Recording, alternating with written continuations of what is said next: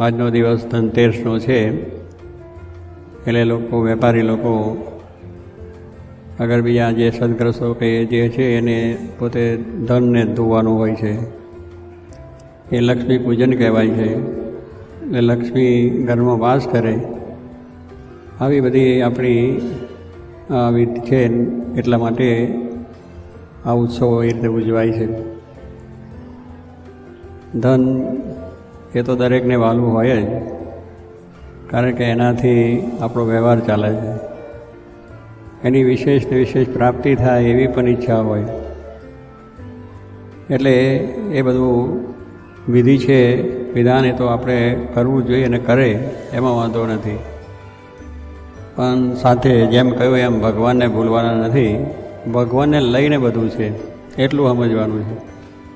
ભગવાન છે ત્યાં બધી પ્રકારનું સુખ છે, શાંતિ છે, સમૃદ્ધિ છે. આ લોક પરલોકનું સુખ એ ત્યાં છે. ભગવાન રાજી થયા એટલે લક્ષ્મીજી પણ રાજી થઈ ગયા, અને આપણું જીવન પણ ધન્ય બની ગયું. અને આપણે એ ભક્તિ કરીને ભગવાનની પ્રસન્નતા મેળવીને અને આ રીતનું એ દ્રવ્ય પ્રાપ્ત કરીને દ્રવ્યનો સારો ઉપયોગ થાય એવું ભગવાનને પ્રાર્થના કરવી. ભગવાન તમને બધાને સર્વ પ્રકારે સુખ શાંતિને બળ આપે અને ભક્તિ વધે, એ જ પ્રાર્થના.